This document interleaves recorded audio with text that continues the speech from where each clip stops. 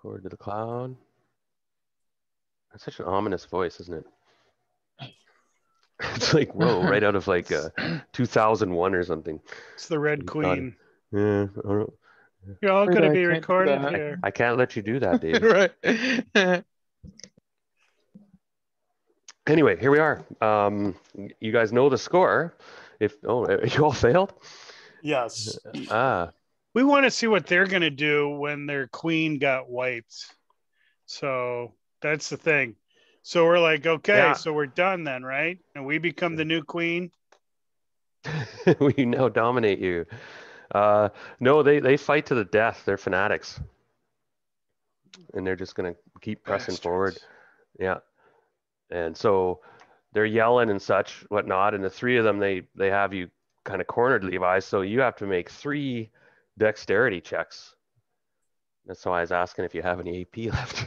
Just because I failed that dexterity check doesn't mean I'm going to fail these. Watch.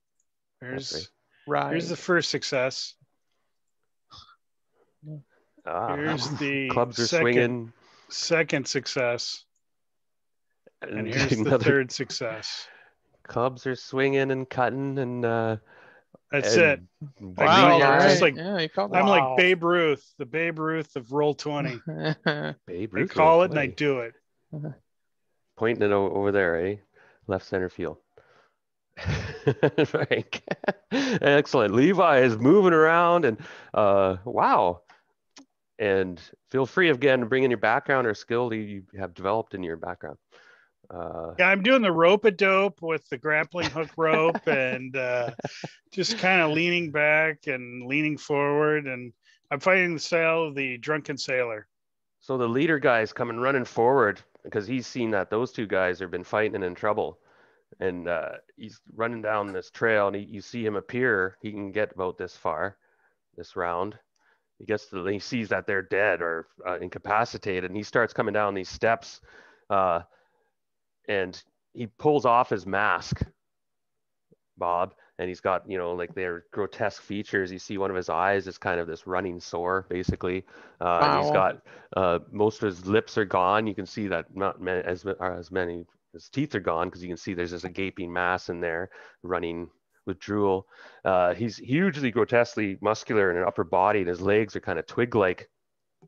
And it's really strange. He's got scars all over his body. And he looks at you, and he has this massive 2-handed club with big spike at the end and swinging around. By the way, if you use a 2-handed weapon, when you attack, you actually have to add 2 to your roll. I might have to check just so you know, but it does a lot of damage if it hits, but it's just harder to hit with a 2-handed weapon. So that's his move. He comes running down and yelling at you, and this clearly angry. Okay. And that's their actions. So you guys can go in at whatever order you wish.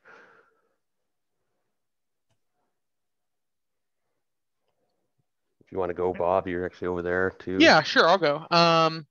Yeah, I want to throw my harpoon at this guy. And next. Yeah, he keep on conveniently coming. came into range as well. Yeah. Is he in range? Yeah, hopefully. Yeah, because there's 4 distances in this game, right? There's close, with somebody's right beside you in melee. Then there's nearby, somebody up to 30 feet, and then there's far. That's he's within range. Okay, cool. Yeah, then I'll do that. That's a dexterity check, I believe. Actually, pardon me, you have to step forward about 5 or 6 feet to get into range, or you'd be. Okay. Can I stand right here? This is a place. Kind of on the bank. Yep, that's 30 feet. Okay. Right there. Okay. Here goes nothing. Earl. Dexterity check.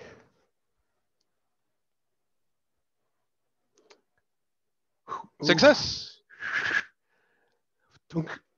And give me a D6 damage, I think it is, right? Yep. 5. Hell yeah. Wow. It strikes him dearly, but he doesn't quite go down. Kind of harpoons him, and he pulls it out of his thigh. But it's a grievous wound, And Oh, he's he really, pulls it out for me? Great. well, yeah, because he just Awesome. And do you have a cable tied to that? Yeah, yeah. I remember I had the rope tied to Okay. it. Oh, Yeah. yeah, right. And well, actually, no, it's his round's done. You harpooned him. Yeah. Okay. And he's messed up. So back to the top part, as you will, gentlemen. Yes. Sundar, ecstatic from throwing the queen into the lava, grabs his conch shell and begins blowing it in an effort to distract those around Eli as he starts running down the side. Oh, and are you the one with the intimidation bonus? No. Oh, I think that's Bob. Yeah, Bob's character has an intimidation bonus, I think. So you got to make an intimidation check to see if you can startle them. We'll say, okay. Okay. Let's say you give me either a strength for your lung power Okay. roll. How's that? Here's my 13-year-old strength power. Oh yeah, you're the powerhouse too. You're the 15 strength. Woohoo! There we go. Okay, roll a d3. A D3. And we'll see how many of them you startle. I'm going to call it so that they'll be stunned as you come down. Clearly, their leader is not there and such, and you're successful. So I'm going to see. So that is 3 of them. Okay, all 3 of them are stunned for the next round as they, the leader. Good job. I wonder if I have a stun counter here I can use. Go ahead. Who's next? Frank, I guess. Yeah, I guess that's me. Yeah. All right. So let's do this attack. There was an error. Let's do this attack. All right, that's a success. And I think, was my grappling hook like a D4 or something? Yes, and you can use it to all sorts of things, that grappling hook. Swing you. I remember that game Pitfall? Yes. Yeah. That's old school. Yeah, basically, I'm just going to try and pull him down. There's also a steep cliff on your right, real steep. Yeah, there we go. Yeah, if I can pull him towards that way or something. Flick him off. Yeah, flick him off. All right, so I'll give you another roll to see if you can flick him off the cliff. Is that another dexterity roll? Strength. Oh, okay. Oh, look at that! I succeeded with a strength of 6. Nice. What are you gonna do? Like that. So he cartwheels off the cliff and it's all about finesse, is what it's about. Bounces off the rocks below. Is that it? That's it for me. Yeah. Anyone left? I think we're done, right? Yep. Well, unless Quiver gets a turn, but Hunter's not here. Oh, that's I thought something was wrong. I was like, okay. Anyone heard from Hunter? Is it Hunter, right? Yeah, Hunter's out of town. He's at his mom's. Okay. Should mention that. Then he's under the DM's control. So Quiver, who's taken the witch, she spins around and has a vicious look on her face as you threw her into the lava. Yeah, nice, well done. And she'll come running down. Now remember, this game you can move and up to nearby, which is up to 30 feet, and do your action, or you can do your action and move up to 30 feet in this game.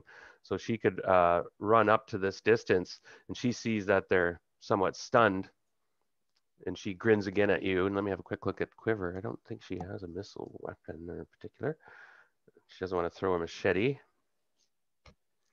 but she pulls out, she pulls out her juju stick and advances forward to, I guess, 1, 2, 3, 4, 5, 6. Yeah, she'll just move forward. And then that's the end of the round, correct? Mm-hmm. Remember, Yep. she's the like kind of like the Caribbean voodoo witch Quiver. It was a cool character. All right, so you guys know the score. Roll your dexterity checks. I love the initiative in this system where it's just you guys do all the work, and if you make your dex check, you go first.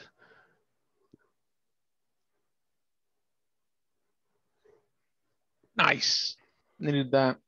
This time you guys are turning it around a bit. So anyone succeeded, go ahead. And take it away. Okay. Can I pull in my harpoon? Certainly can. It's still attached to him. I was going to make a roll to see if it attaches, but anyway, I just assumed it did at this point. He's harpooned. Okay. And there's probably barbs on that thing, right? Like if it's a harpoon. It's a harpoon. Yeah. Okay. Yeah. So if he goes to pull it out, he'll probably could do damage, 1d4 damage or something. Oh, that'd be sick. Yeah, well, yikes. Okay, well then I'll try to pull it out. That was a strength check we've been doing. Sure. So, you can try. You're gonna just yard it out. He's like, ah, okay. And it's sticking through his thigh. You're like, oh. Let's see. Not likely. Oh, what? It's a success. Okay, and you rip it, and there's blood splatters, and you might have a testicle on there. Roll a die 4. This guy is down quite a bit. He's wow. Max. Well, you pulled something out. Describe what happens as he lurches. He's like confused, looks down as you. Yeah. Well, like you said, I stuck him in the thigh, and well, as long as you don't pull that out, you should be fine. But there are some major arteries there, so I pulled that out, nicked those arteries, and it's just a bleed out fest. Now the you femoral recognize artery squirts. Yeah, and he runs towards you, right? Still with this rage on his face, but you can watch him literally bleed out so fast that he loses pressure. His heart just stops, and he just flops onto the beach at your feet pretty well. But you notice when he does flop over, he's was the club he was carrying. You recognize it as that is technology, it's a piece of the old world. Really? And you Before think my time. Now you're young or old or I'm very young, very young. Yeah. Yeah. I don't think you've seen something like this, but you see like it's got that shiny rustic look of that metal, that word you heard, now you know what metal is and such, and not that rustic, but it's definitely a piece of technology. And he's converted it into a two-handed club. Okay, so I would probably recognize that has potential to be used as not a club. Yes. Okay. Make a note of that. And up to the others. Anyone else pass? No, it was just me. No. Okay. So these two are stunned for this round from your conch, and they're kind of shocked, and they are going to kind of stumble. They just kind of stumble back, shocked. You came back blowing the conch, and now Levi, that gives you a chance. If you retreat from combat, you can actually get a free attack. Oh, okay. So it looks like they're. Yeah, I guess I'll do a free attack. I'm pretty sure might have checked the rules again, but I think Black Hack, if you retreat from combat, the other side gets an automatic free attack. Oh, they get a free attack. I mean, well, you do because they retreated. Oh, I see. Yeah. They're retreating. I'll take a free attack, and I fumbled.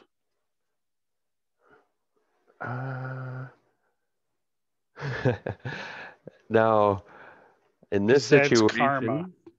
Maybe because I know there's a crit hit in this game where you get basically double damage, but there's also a crit fail in some circumstances. But in this one, it's just a obvious miss. I think I'm going to call it.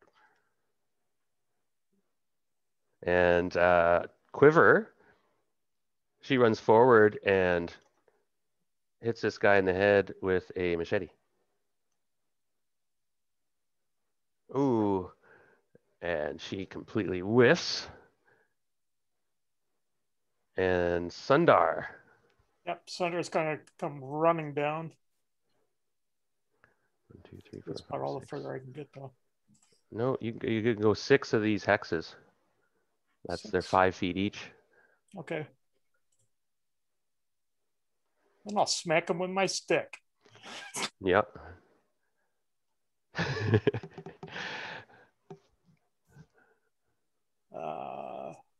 Let's see. Here we go. And actually, I'll give you advantage. I should, because they're stunned. They're in shock and kind of retreating. So you get 2 rolls and take the best result.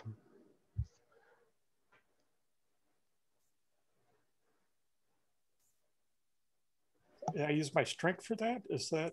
Yeah, in melee. Oh yes. Pardon me.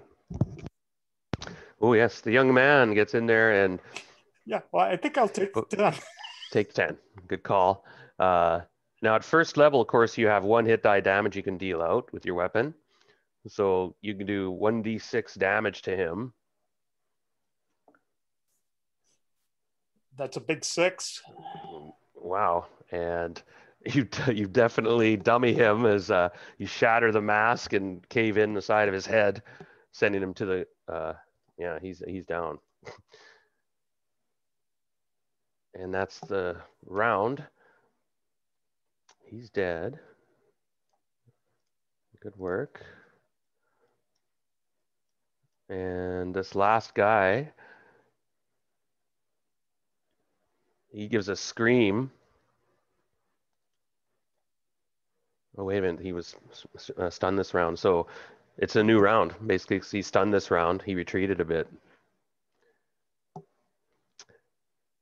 And so I'll give you guys initiative and assume you can act. Or no, roll dexterity quickly. We got 1 guy left. And he seems, you're not sure if you want to, yeah, might want to exterminate these guys. Yikes. Frank's trying to extricate your grappling hook from some branches. And yeah. And I'm turning around like this guy I know is running away, so I'm not worried about it. Yeah. Okay, go ahead, Bob. You could go. If you wish. You're a couple hundred feet away, at least a few hundred feet. Or whoever else passed can go. Yeah, I'm not gonna make it over there, so never mind. So you can go double your movement if you want. Then, if you wish to go that direction, or if you want to do something else in this round, you grab the club or whatever. Yeah, I'll grab the club. That's what I do. I'll wait for the others. Geez, what's taking those guys so long? I say to myself.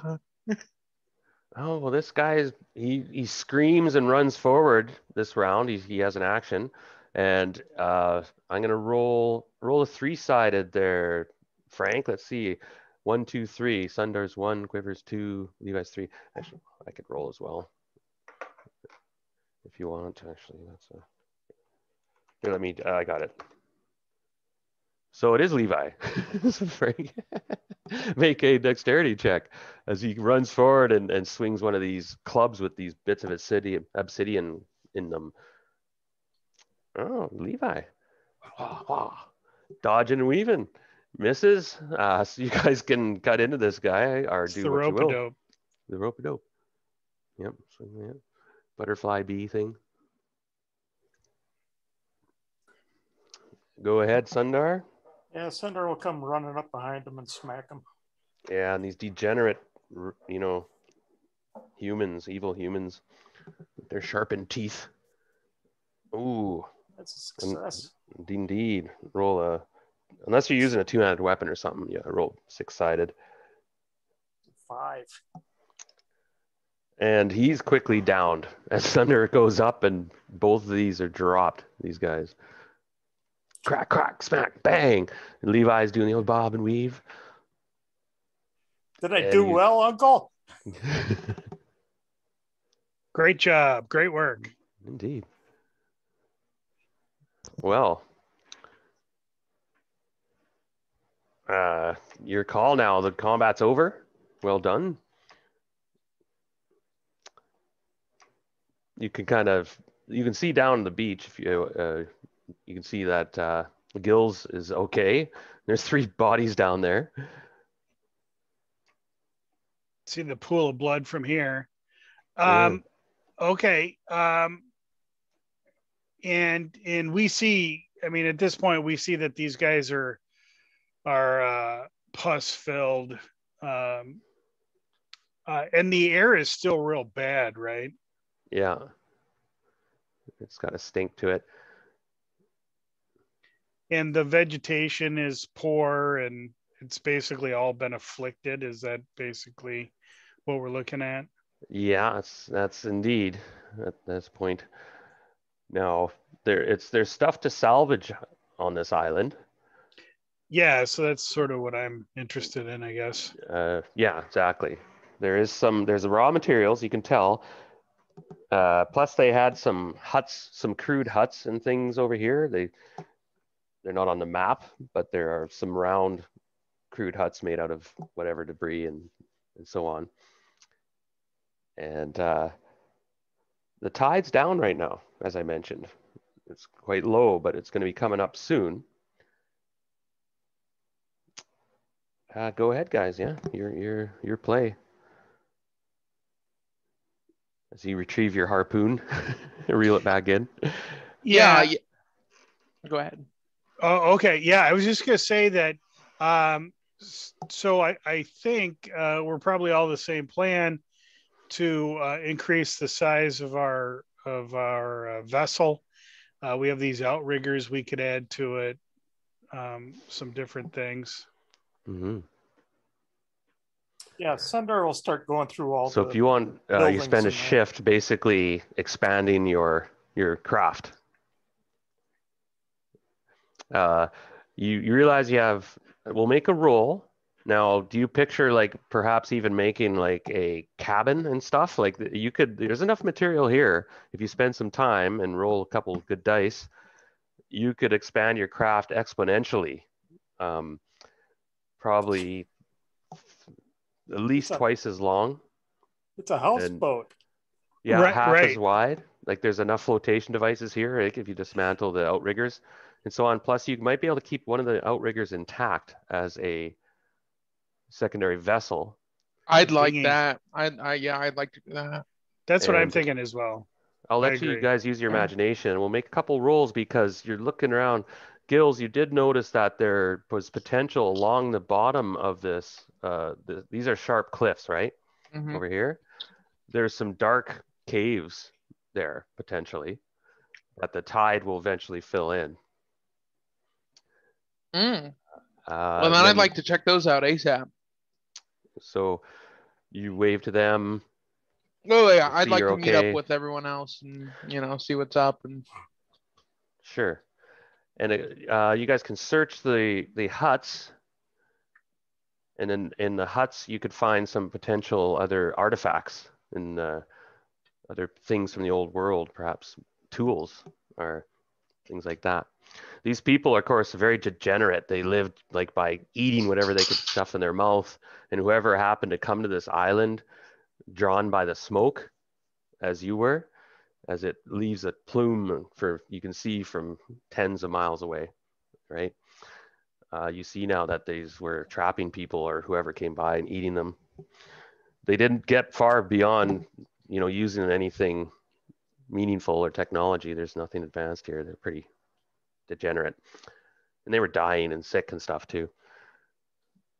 But you do find that over at Gil, you run over to the cave and you want to enter, you see that indeed one of the caves goes into the mountain, into the darkness, though it gets dark pretty quick.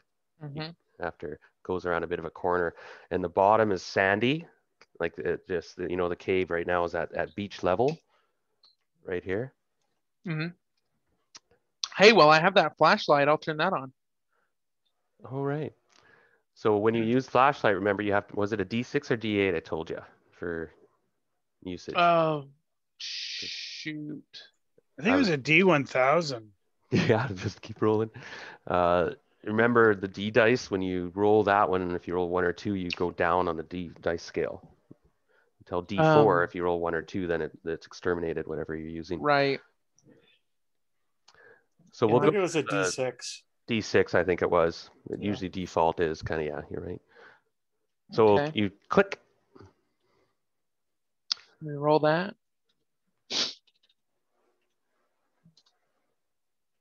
Ugh.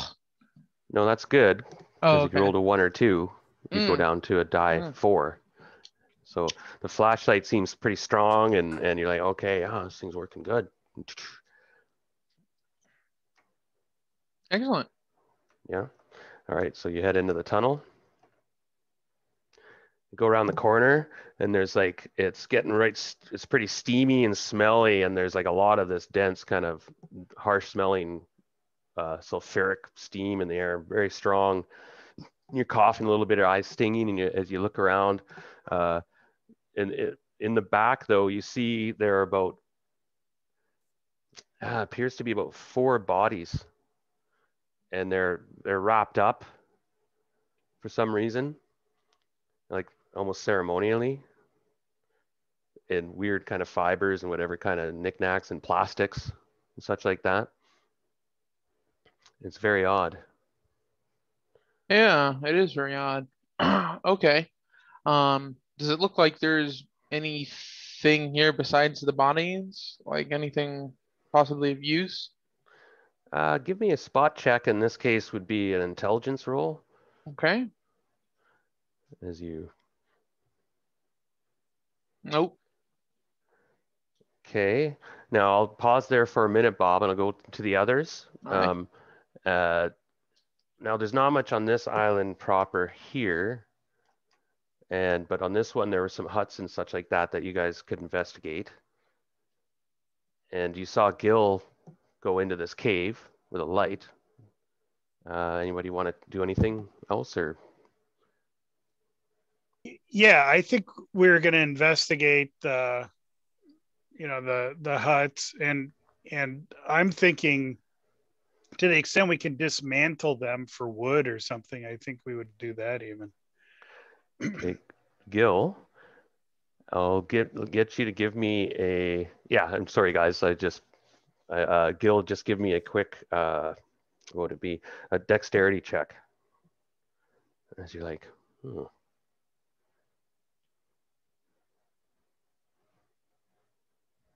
Me? Yeah. Okay. Loose. No cigar. All right. You hear this. You're too slow, but you heard this clink, clink, clink, clink, kind of behind you as you were fascinated by the bodies, kind of going forward, looking at them, and you'll have to. There's something is going to attack you out of the darkness. So another dexterity check. Yeah. Okay. Because you are surprised. But you spin about just in time to see this greenish kind of nightmare. It's sort of it's a humanoid. It's a person at one point, but you see around its neck is a collar, and with a chain attached to it. The chain's going up into the ceiling. And this creature runs forward, and he went to grab you and just get you in an embrace. But you avoided his grasp, and he smells like the sea, like rotten sea. And his eyes are just cold white eyes. He probably doesn't even see with. And he has these lank green hair strings around his face, and he's wiry and strong. It looks like, but you almost piss yourself. He's scary looking. Pretty big. Yeah, I believe it. As you whip around the flashlight into his face and go, oh, and he does have teeth, and they're sharpened. It's probably not good. It's your turn. Or no, we roll initiative, pardon me. Okay. Yeah, so go ahead, and that's your call. That's another dexterity check. As you dodged him. I fail. Yeah. So he goes forward again to give me another dexterity check. As he moves in to try this time, he goes forward to claw you, And you're quick in this confined space. You dodge right, left, with the flashlight bobbing around, the shadows glancing about the room, and the splash. And it's your turn. So this chain that he's on, does it seem like how taunt is it? Like, does it look like he has a lot of leeway with it? Okay. Well, it's meant that he can move around this room. It probably meant to keep him from going outside, at least. And he's big. Oh, and he's a 3-hit die monster. Okay. So so remind me what that does again. Okay. So when you do attack him, you have to add 2 to your roll. Right. 1 for every HD above your level. Really not good. Okay. Right. So you say he's big. Is he as big as the corridor? I'd like to get past him. Oh, yeah, sure. You can try and get out of here. Yeah, if you can avoid him. Yeah, that's what I'd like. Your grip. So that's a dexterity roll, basically, to see you get by him. Okay. At that, with +2 on your roll. Okay. Unfortunately. +2. Oh, wow. Great. Is that? Did I roll it right? Well, you got a 5, which is a pass. +2. I don't know, something happened there. Yeah, you don't put +2, you just put 2, I think. Right, sure. So, but you did pass. You did your core roll was a 5. So you run by him, and he doesn't grab you. Excellent. Well, you're lucky he didn't grab you, man. Oof. Yeah, you run outside into the light. Jeez. And you hear this ching inside. Like he's the guard dog, classic dog. Yeah, exactly. Yeah, I'll tell the others not to go into that cave. Not a great idea. I'll turn my flashlight off. You didn't, because you didn't really see anything of treasure or anything. Right. You failed your roll, right? There. Right. Yeah. Okay. Not worth it. Except the bodies, of course. And yeah, you didn't get a chance to really check things out, though, of course. So you come running outside. Meanwhile, the others have crossed the bridge. Let's say this part's pretty barren. Yeah, you threw her body in the lava, so you can't really loot her body. It's gone. We'll assume who's going to search the huts and such. Yeah, I was doing that. Okay. Yeah. Let me have a quick look. Okay, you do find some bits of what I call tech junk, I guess you call it. So you find 12 units of stuff, things like wires and clamps, and so that if you're crafting, think of something like, oh, hey, we could make a solar panel or something. Well, that's of course a bit out there, but anyway, an automatic fishing machine, something that it sits there, bobber, and or I don't know. Anyway, so you find, and also Bob found something. Oh yeah, that's something he found. Let me think a moment. There appears to be, they have some units of water here. They have 10 units of water that's kind of stagnant and stale, brackish.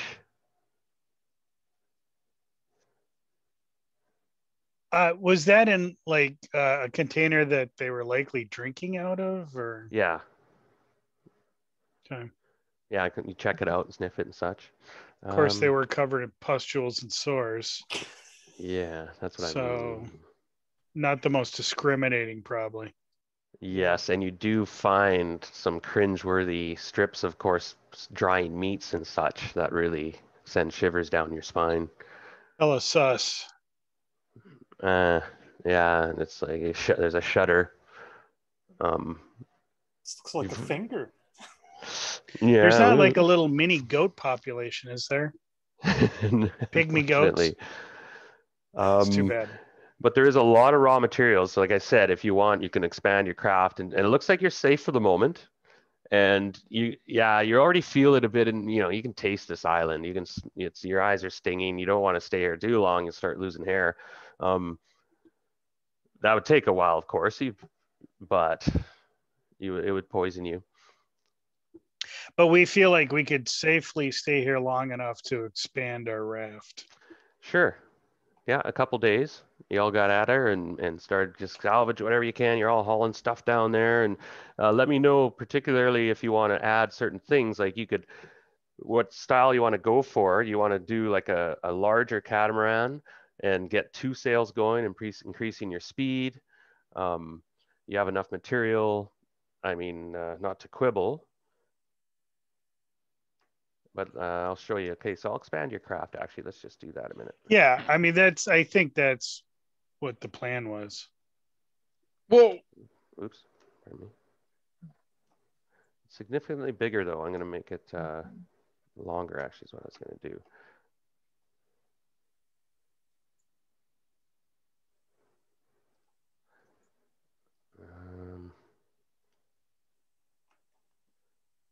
Okay, give me control of that.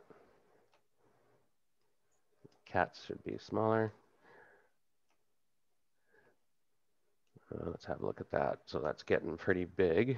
So you creased it by about, let's see, the dimensions here are 40 foot by about 20. Now it's getting pretty big. So you could actually build quarters on it at this point. You could put like a back deck on it, a crude one with an upper part you could walk up onto. Mm-hmm. And then you could extend the rudder control up to the top as well in that case. Keep the sail up front, main sail. I don't know, Frank, you're the sailor. If you wanted to, you could even build, you realize there's enough line here. There's a lot of rope here. There's in fact about 400 feet. That's a big find. You find that you gather all the ropes they have. It's about 400 feet of sturdy line made from nylon, heavy nylons and such. Pretty good line they built. Nylon? Mostly nylon rope, yeah. It's good because my concern was it was wiry pubic hair. So, all right. Well, already I'm ahead of the game. Pubes. Took them 4 years of puberty. Yeah, you don't even want to know. Okay. All right. So that, yeah. I'm keen. I mean, so we have this sort of this triangular sail. I want to say trimaran, but it's not what it is. Mike, what's the triangular sail? Is it Tremere? Now I'm drawing some inspiration here from a video game called Raft, which is a very interesting game. Yeah. So this, or a lateen sail. That's probably what we have now, but we want to probably, try and I don't know. Do we care much about speed? Guess it's gonna hurt. Well, you're asking a 13-year-old. Yeah, he loves speed. So if we are interested in speed, then we want to look for a sloop rig, which allows us to use 2 sails in a synergistic fashion. So, but that makes us go fast. You'd have 2 masts. One on. Could you put one on the cabin? Like so for a sloop rig, you wouldn't really need 2 masts. You only need 1. Your head sail runs off of the line that goes to the front. Gotcha. And then what it allows you to do then is to pump some air across the head sail, the mainsail, and both of those together give you actually lift going against the wind. They're more effective going against the wind. Whereas, the sails of yore were basically just getting pushed by the wind. and there wasn't any kind of lift factor. So a sloop rig will be faster. But you could, to a sloop rig, you could add another mast, and then you'd have like a yawl or a schooner. Yeah. From there. Cool. I mean, the more canvas you get in the air, you're going to go faster one way or another. So there is enough material here to build another sail. So you'll be able to increase your speed, which could be important if you're being chased or something. That's what I'm thinking. Okay, so I'll say, did you name your craft? Can't remember. I have to name it, I suppose. The Botany Bay. Botany Bay. Wow. That rings a bell. Botany Bay. Rings a bell. Ask Chekhov about that. Why is that name ring a bell? So anyway, Bay. You guys Botany spend... Bay. Botany Bay. Hey, where's that from? Star Trek Gills, 2 you came running out into the beach, by the way, and before you guys basically upgraded your craft, you could tell them what you found, I'm assuming, but oh yeah, there's some giant green monster in there, but I think that's where they bury their dead or something, their revered dead. So that's where the treasure is. Okay. No. I was in there.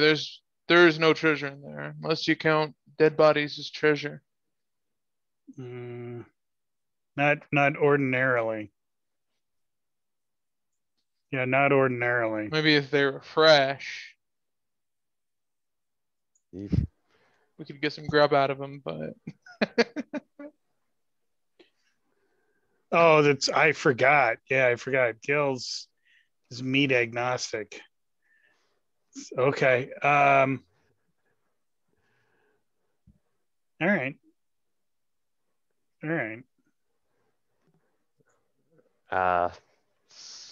Should I roll it forward? You guys finish building, expanding your ship, or it takes about 8-10 hours. Yeah, and then we had that. We already had shark and stuff, so you do have food, yeah. I mean, so yeah. And I gave you D8 food. So everyone make a D8 roll, and to see if you downgrade to D6, just to see if some food spoils or you consumed enough. That's Yep. So Bob, your D6. Okay. Bob's like, see, that's why I'm looking at these people over here. And then, of course, it's getting dark. Whether you want to launch in the dark, which is, of course, you sail in the dark all the time, or camp here to rest. You get a bad feeling about the smells and such, and the tide is now up, by the way. That cave is sealed off by water, as far as you know. Your guys' call as you sit around the fire and you're kind of getting sick of this place and the smell's getting to you and you're already starting to itch a little bit and it's like, is that tooth getting loose? And it's like, does anybody want to talk about their past and this adventure and perhaps see if they want to advance their character as they regale us about something? Perhaps how you got an item, or do you have a quest? Are you looking for somebody? You could go that way too. I mean, at this point, I'll be pretty loose about it. I mean, you're encouraged to use your background as in a skill check during the game to get advantage. Yeah, sure. I'll go. While we're sitting around the campfire. Gills takes a deep breath and he says, it's good to dive again. When I was a little younger, I used to do a lot of diving in those buildings when I was a kid. Yep, getting that suitcase sure did bring back some good memories. He's like 18. He's super young. So he's talking about the good old days. They don't live very long in his tribe. And he says, "Now there was one time I dove too deep. I saw something strange down there. Well, that was the last time I dived down since a while. Till yesterday. Or today, whenever that was. And that's his little tale. Tells a little story. Gonna teach me how to dive, Mr. Gill? Well, take a deep breath for me, boy. Let's see. See how you do. Nope, you're a lost cause, boy. I'm sorry. Oh, Mr. Gill. That would be so cool to dive like you. Either you got it or you don't. Well, I like it. It's a nice little, intense little story. I mean, at this point, of course, you go up a level, I'd say. Just we're not being too picky, are we? Should we critique him? No. That was a fine tale. Sure. And what class are you exactly? I'm a raider. Ah, okay. Wasteland Hack Raider. So when you go up a level, you get more hit points. Which I have and a not raider- taken. I haven't taken any hit point loss. Oh, nice. And again, I forgot to give the AP to that chief guy, Bob. Oh yeah. That's part of this game I'm just not used to. Because he would have, probably would have harpooned, put piece of his armor, right? Right. Okay. Raider is in which PDF is that?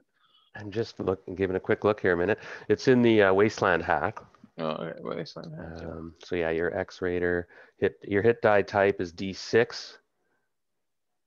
Okay. And you actually do D8 damage. Oh, so wow. Okay. Because you're like the fighter class in this game, I guess. Okay. No, I'll mark that down. There's a military survivor as well, which is D8 as well, but hit die. They don't give out, they're not very generous with hit points in this game. So anyway, you'll go second level. Okay. And by the way, it's a 2-session game, technically. So just kind of going through a couple things. I'm just curious how it goes. We'll most likely conclude tonight. So anyway, anyone else want to talk about their past or regale us with a story? I'll talk about a time before the cities were filled with water, and a time when water was hard to come by for some cities. And it got so hard to come by that the cities actually caught fire. And there were great fires and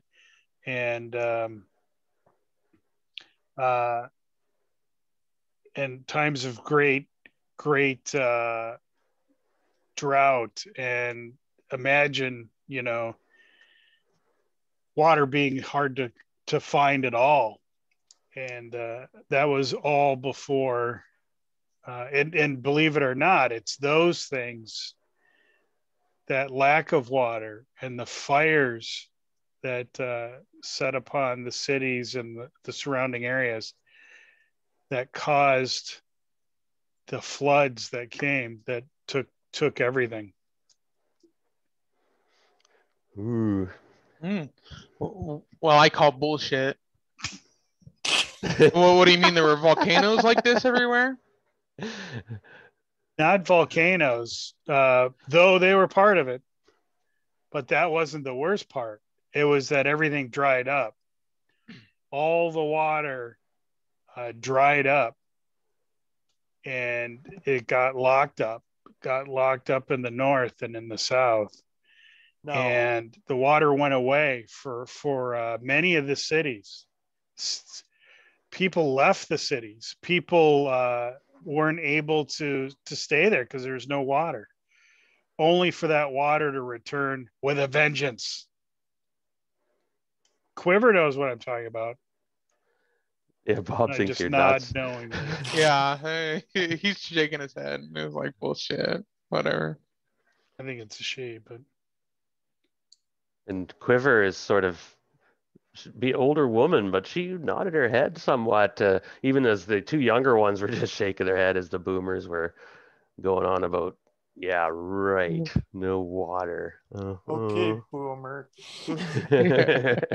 And but Quiver's nodding at you as she talks about a time when she was a girl, and yeah, she lived on an island like this, but it was clean and green, and then she agrees uh, with Levi and says that there was a time, if you recall, where the waters kept coming up suddenly and coming up, and then that's when everybody kind of went crazy.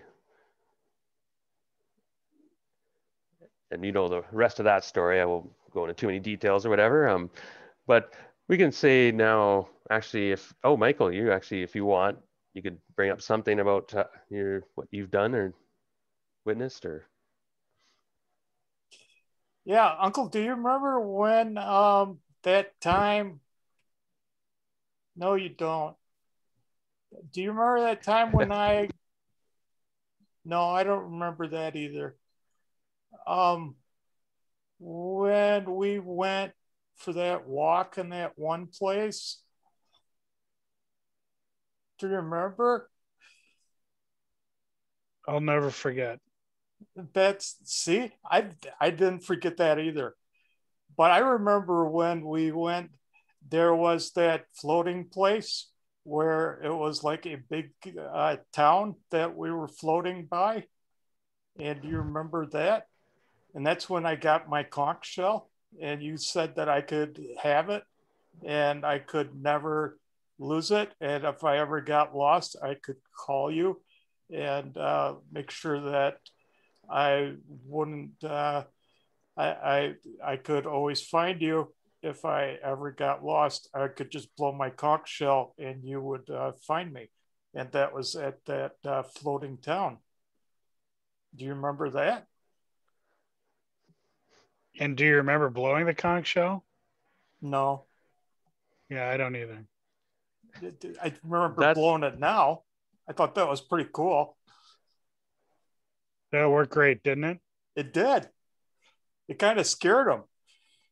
It did. Horns are very frightening to great beasts and even the little beasts. All beasts are afraid of a horn. That's good to remember. Yes. But I remember that. Well, that's what I'm talking about, Michael. Well said. Now that gives us a reason why you had the conch, right? And so on. Well played. Yeah, you definitely, in my mind, would go up a level, of course. Now, being a fighter type, I think it's a raider. What class are you, Mike? Your character there, Sundar? Wasteland born. Right. Now, just to let you know, the fighter types would get, at second level, you would deal 2d damage that you could distribute. So if you're fighting two people, you could do a die damage to each one if you succeed in your attack. Okay. All right. Or you could focus both your die on one person. Now, in the Black Hack second edition explains how that works in page, yeah, I didn't realize. Okay, anyway, I'll quickly look it up. And that's actually how you go up a level. Yeah, you talk about connection and how you used it in the game and stuff too, and that was really well done. Anyway, for now, let's move forward. It's what do you guys want to do next? There's not much left on the island, unless it'll take another few. Well, if you stay here and rest, the tide will go down, I suppose. One thing. or you can head out. I'd like to take a moment to at least do some repairs, and I can repair anybody's armor if they need to. I have experience with that. I have advantage with it. I do need that. Okay, well, give me a while and we'll sort that out. Yeah. Excellent. Give me a moment to quickly. Dealer of Death. Okay, so it's on like page. Oh, where's the page numbers? There's no page numbers on this PDF. Like 19, 20. The warrior would make an attack, distribute any number of these damage dice among any number of nearby targets. Okay, yeah. There you go. Oh, when you go up a level as well, you roll d20 for each attribute. If you roll over, it goes up 1 point. And make an extra roll for one attribute of your choice. Yeah, I saw that. So if everyone went up a level, so everyone can roll their attribute, roll d20, and if you roll over, it goes up by 1 point. It gives a chance for your low stats to go up, of course, or all your stats to go up. Frank. Let me roll my hit die real quick. Oh no, that's good. You rolled over. Yeah, okay. Fail, right? I saw the failure. I was like, oh, I failed. No, that's a good thing. Yeah. So you get 6. Your attribute goes. Your strength goes to 6.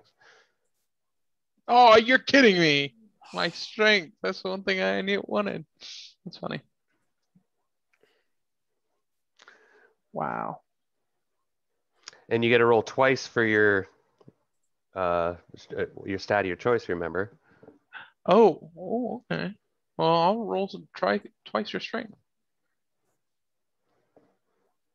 There we go. You don't want to get successes on this one, right? Right. Be expected. Oh, good job. I've seen a lot of failures. Oh no, success. Nice. Nice. I got a couple points. My dexterity and strength. Cool. And it's intelligence to repair stuff, right? Oh, right. That how we've been doing armor it? proficiency, resting, healing. Also, you can recover hit points as well, by the way. I'm just trying to find. I was wondering how you make a roll. I'm just wondering. I forgot which one it is when you want to fix your armor. I'm just looking for it. I can't find it right now. In momento, out of action, large weapons. Okay, there's armor.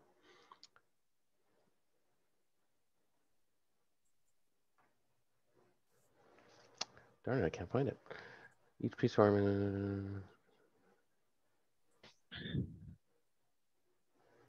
Okay, after rest, any player with broken armor die can try to fix them by rolling them.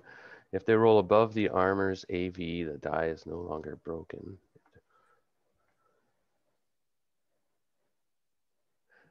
Oh, okay. Armor value. Yeah, but you don't roll 20. What die do you use those if they roll above? So you roll 20-sided, you're going to fix it every time pretty well. I'm on page 10, by the way. I found it. But okay, each armor die is D6. So you roll D6, and what type armor was it? Was it 2 or 1 or? It's a 2. 2. Yeah, so mine's 2. Yeah, you roll 6-sided, and if they roll on or below their armor's AV, the die is broken permanently. If they roll above it, it's no longer broken. So rolling 6-sided, you get a 3 or above, you repaired it. Okay, so how does my advantage to repair apply to that, or does that apply? Sure, you roll twice. Oh, okay. I'll give you +1 on your roll. Okay, that works. Let's do that. And I'll roll for you, Frank, if you want to. D6 plus Let's 1. do it. Frank, you're the older chap. You recognize that Gills is carrying a rifle. No way. There's a head's been attached to the end of it with a spike at the butt. It was being used as a two-handed weapon. Oh, okay. Okay. Well, Frank, your armor's repaired. I'll do mine now. Fact. How old is your character, Frank? Is he? You remember he was salty and stuff. He said he was like in his 50s or something. Yeah, we'd call him 50. Yeah. So in your background, were you the military background? Which one were you? No, I was a data analyst that had a sailboat once upon a time. And now tell me, Frank, would you know what an M1 Garand is? Yeah. Yeah. Okay. That's what the rifle is. Yeah, so a rifle from World War II era, but they made them after that as well. I think my dad trained with one of the Marines in the 60s. I think he trained with an M1, but was kitted out with an M16 on the aircraft carrier, USS Coral Sea. Oh, this is really deep lore for your character. Oh, yeah, awesome. yeah. So so I know it's an M1. Do you know how to operate it? Probably. Yeah, I mean, so it's a bolt action, I'm sure. Maybe it was it depends. I mean, maybe it was a semi-automatic with a clip. I would know the difference. You want to check it out then? Yeah, I'll check it out. Gil, that's a boomstick, right? Is that the vernacular of the day? Probably. Maybe. For those what the fuck are you talking about? What the fuck is a boomstick? Thunderstick? You've heard of that? Oh, thundersticks. Oh, really? Good heavens. Yeah. So, yeah. We didn't find any ammunition or anything like that, right, Darren? Not so far. No. No. Yeah, there might be bullets. Maybe it's inside of it, and I'll look down the barrel. Right. That's where the bullet would come out. Okay. First of all, see if you can open the breech. See if you can get it to operate, because it's banged up. It's in rough shape. Of course, it's somewhat been cared for. You can tell reverently, but not like cleaned as a weapon. It's just been kind of anyway. Make a. Do you have any crafting bonus or anything like that, or tinkering bonus? Like, which one of you had that? But that's me. Bob, yeah, but you're already at disadvantage. Bob's right now at normal. Okay, so Bob, you can make a let's say an intelligence check to see. Okay. Or not Bob, pardon me, Frank. You got the normal. You're at disadvantage. Gills. Sure. Because it's Frank is. Okay. Go ahead. Yeah, Levi, you can. Is this a dex check? Intelligence. See if you can tinker with this thing to get it to open the breech. See if it operates. Okay. Now these idiots had the safety on. Yeah. So I was successful. Okay, and you manage after a while. You had to spend a little time kind of working it, and you realize that it is sort of broken. It's not charging, but it has.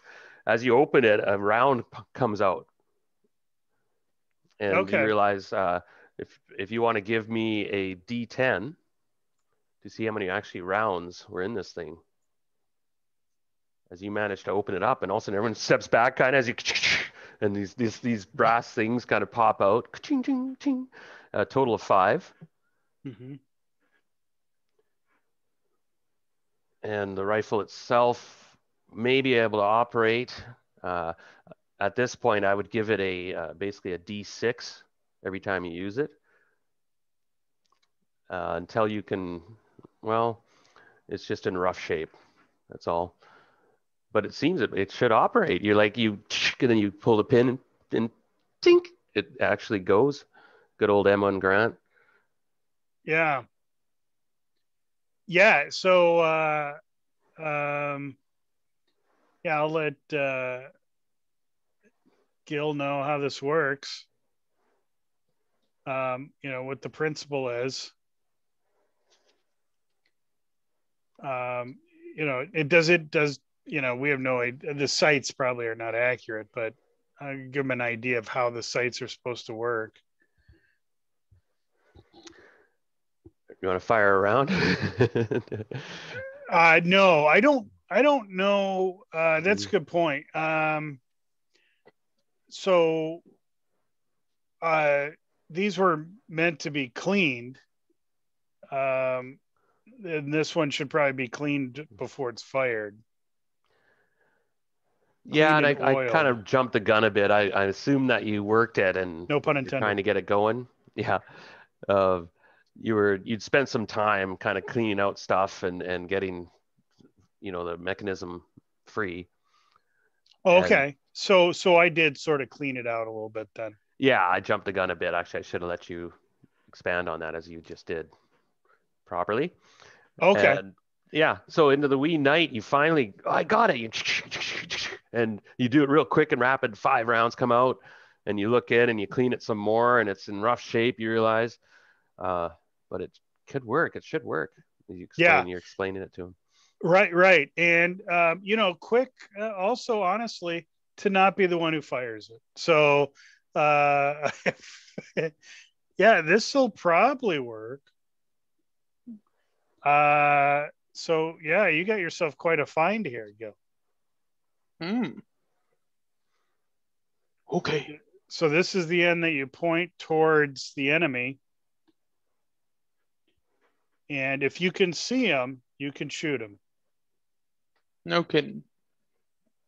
Yeah, but it'll be easier you have to hit them. That's the problem. And it'll be easier if they're closer. I need to try this out. I need a dummy. Where's that boy?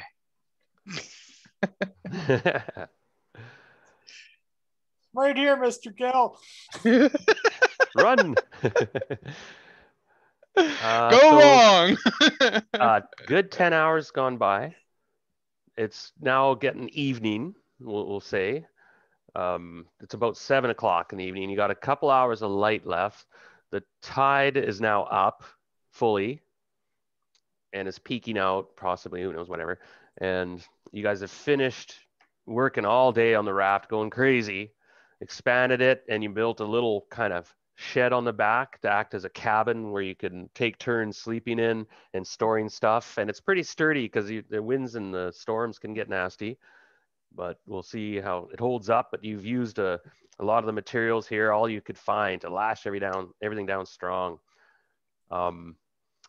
You also, to your great delight, you found a large cooler these people had found or kept. Decent sized cooler. As you remember the old days, Frank. Bring like a Yeti? Yeah, I guess. Yeah, nice. Yeah. Nice.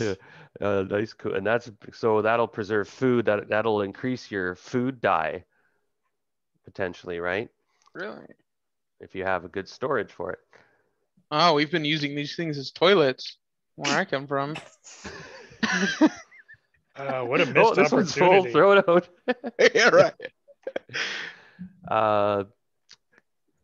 Again, your call. You guys go ahead. I'm having fun with this. You guys, do you guys want to add any other features to the boat while it's still light? And you have the materials here to build some devices if you wish. I gave you some tech. Oh, we do have some tech, don't we? Do we need anything? What do we need? Now recall, I'll give you a hint. Last session, when you guys could use an anchor, like just for instance, that's one thing. Yes. We do need an anchor. Okay. I'd like to get to work on that then, while we still have the time.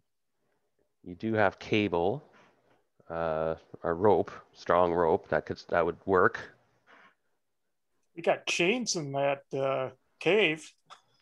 Yeah, you tell him about the GIMP. You're like, Jesus, he's in there right now. Well, so because we could use the rifle to take care of the GIMP, and then we'd have the chain.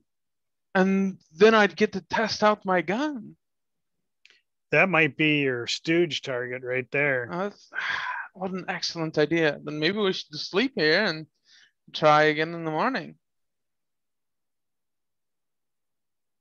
Yeah, I'm good with that.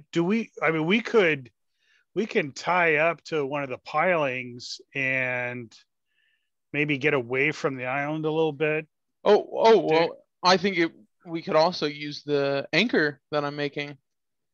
Okay. Yeah. No, we could just go a little bit off the island and anchor. Yeah, because I don't want to sleep here either. Yeah, I mean, not if it's poison air. Right. Did we end up keeping one of these? Are we gonna end up keeping one of these little boats here? You used them for parts. Yeah. You okay. kept one. We ended Yeah, up one using, of them. Oh, okay. Okay. One of them though, you kept actually. I said. Awesome. Yeah, that was our plan. Yeah, that's true. Sweet. That's my whaling boat. And you guys built like a mechanism to hold it out of the water. Like you basically put two slanted planks you could pull it up on the deck somewhat on the little edge. pulley system. Yeah, it kind of sits right on the edge. And if you have to, you can disconnect it and sploosh it into the water. Okay, and then you have a cabin kind of in the middle, sort of. And then the sail he added a kind of a tandem. Is it so two sails on top each other on the same mast? Sort of. So one is like a mainsail, and then the other is a head sail. So think of a traditional sailboat. That's a sloop. Okay. Okay. I've heard that term before.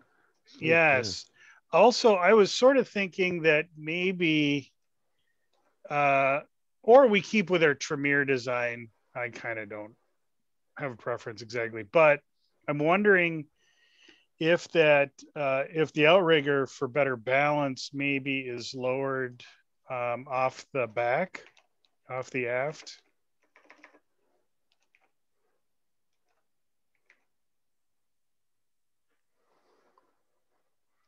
Okay, so anchor. Or it doesn't matter. No, sure. You do, and the larger boat, of course, would technically slow you down, but by adding this traditional sail, you'll be able to, I'll say, maintain regular speed. You just have to keep the sails up with the girth of the boat. It is, I do picture it still as being sort of a catamaran, two main flotation devices with basically a deck on it. And there could be a section of deck that's kind of netting too, and open or whatever. Right. And catamarans are often rigged as a sloop style boat as well. Okay. All right. So you guys push off and use the oars and countersail or whatever, tack away. The wind right now is kind of not too harsh and whatnot. So you do go a little ways away and you realize that, let me have a roll here. Okay. The weather is actually quite pleasant. Very, very pleasant. It's calm, almost too calm. If you were traveling, you wouldn't want this weather. It's actually pretty still right now in the evening as you guys push off and use your oars. You get about, let's say, 1,000 feet away or so, and you realize that you can only get about 800 feet away before it just goes into blackness, the water. Into the depths. And so your quick weigh anchor. Now I'm going to assume you used all your materials basically to build all this stuff and the cables. You have 200 feet of anchor line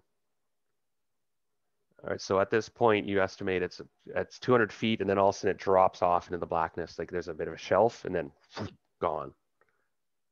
And I used to fish on the west coast of BC here, and there's what we call the highway.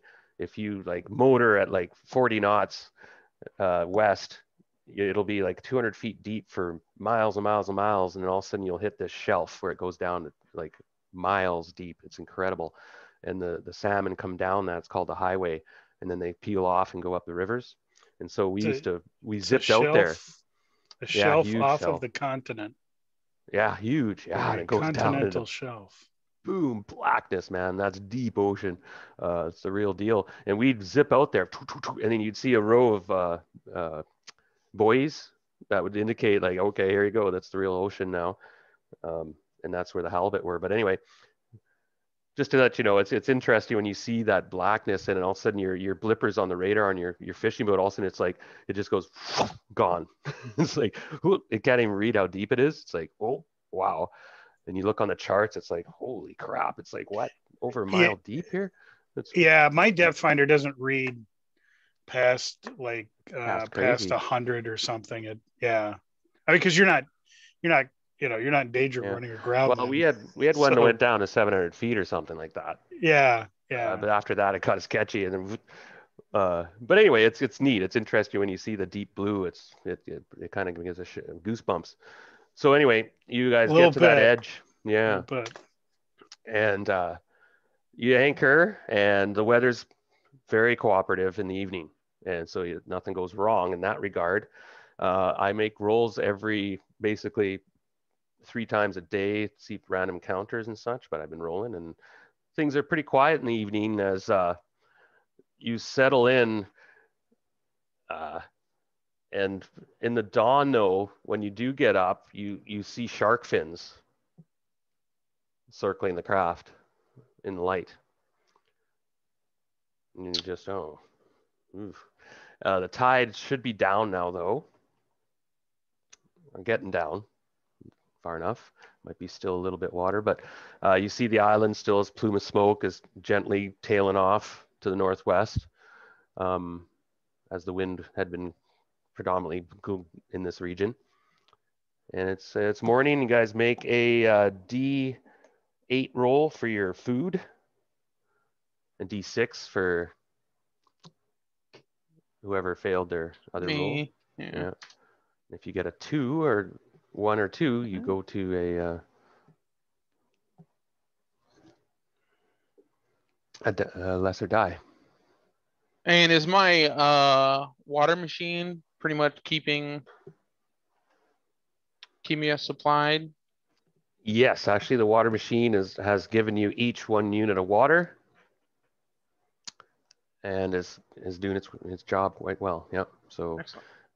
Yeah, we'll go with that. Okay, and you guys, it's your call. You got to pull anchor. You do see fins around. You're like something.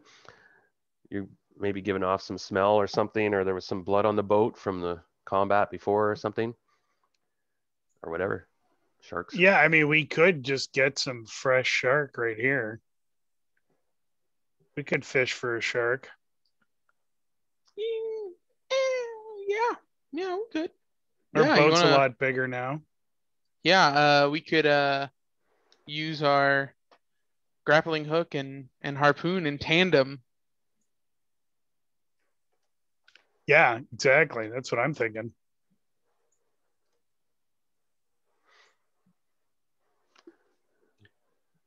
All right, Darren, that's what we're going to do. Try some fishing? Yep. Yeah, let's do it. Okay, sharks. Let me think for a minute. That's a tricky call. Harpooning a shark. Well, we would fish for it. With harpoon gun then, I guess, with your harpoon. Well, so I do have my grapple hook, right? Right. So you try coax one of the sharks close to the raft? Yeah. Actually, what's her name could do that? Quiver. Oh yeah. Okay. She could use her. Didn't she have the speak with animals thing, or she had some charm? like a charm. She had a something like charm that. A shark. Yeah.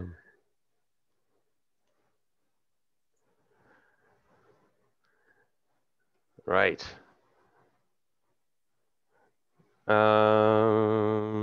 So she does her thing, slap in the water, and sure enough, a shark does meander over.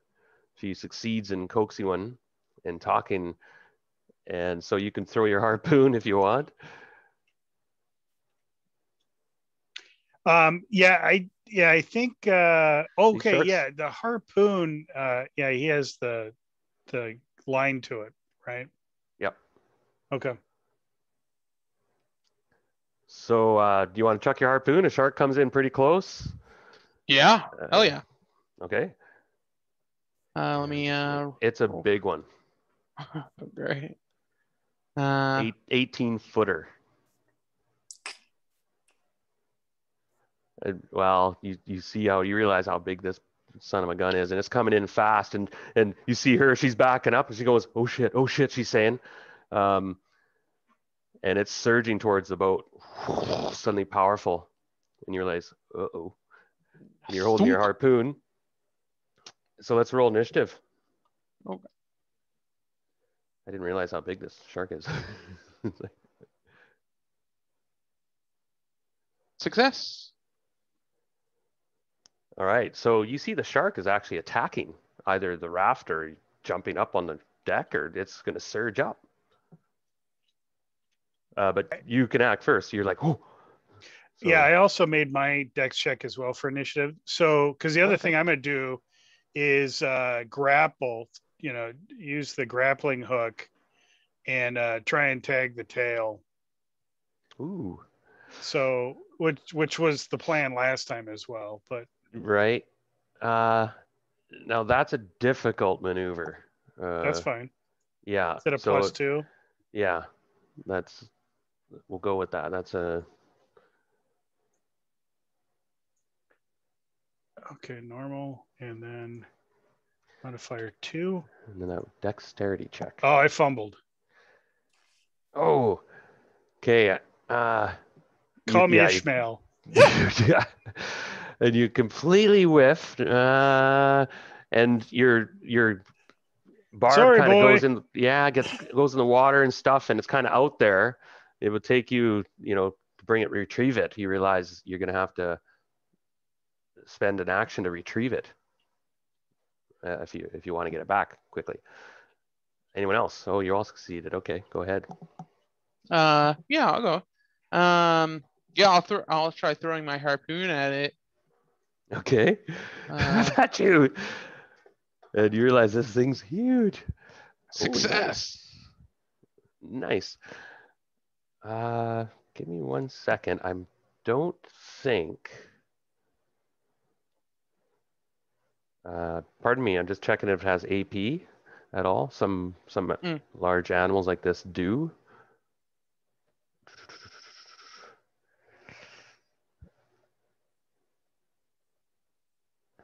This one does not, but this one, okay, you still succeed. I was going to say this is a 3-hit die creature, but you still succeeded. You rolled a 2. Well done.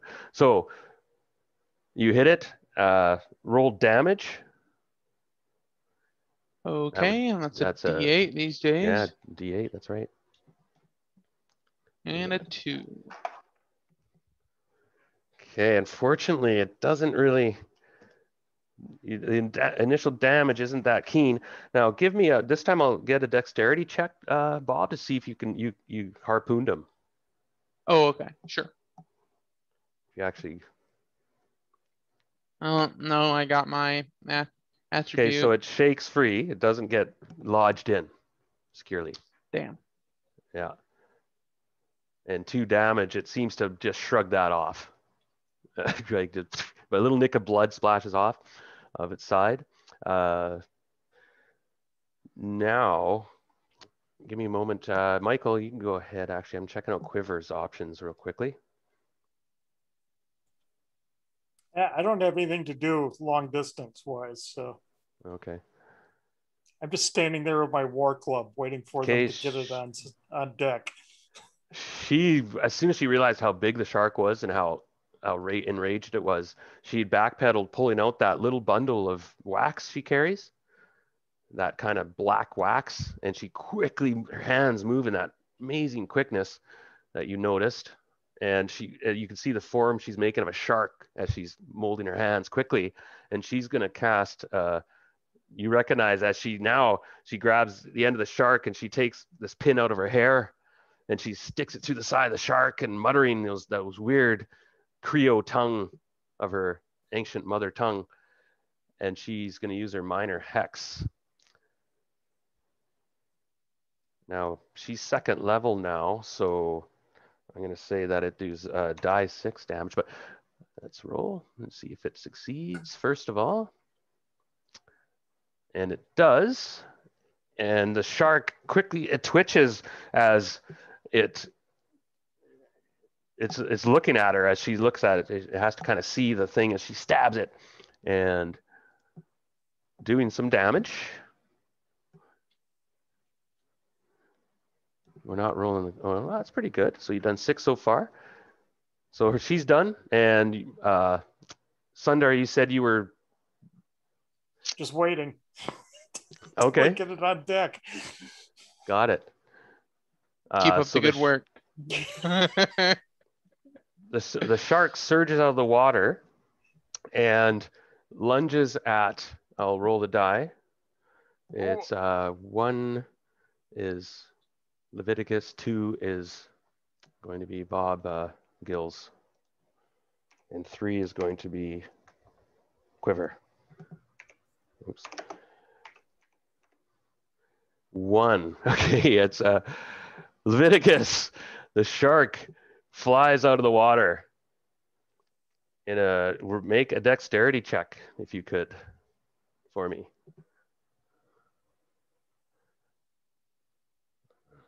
Oh, you're muted, Frank. Pardon me. I want to hear what he says. I equaled it, so it was a fail. That is a fail. Do you have armor? Yeah. Do you want to use your armor? Yeah. I suggest in this case, because this thing does quite a bit of damage with this bite. Quite a bit of damage. And this thing reaches out and you're going to use your armor as it just shreds down your side. You see those multiple rows of teeth and the eyes suddenly flick back, the lenses, right? And the jaws come out of the mouth, and those sharks when they attack, they're amazing creatures. And it snaps and rips off chunkier armor, shredding it. And you just manage to hold on and not being pulled overboard. And the others, you see the other fins are kind of circling now faster. Sundar, you notice this. You suddenly see, let me roll real quickly.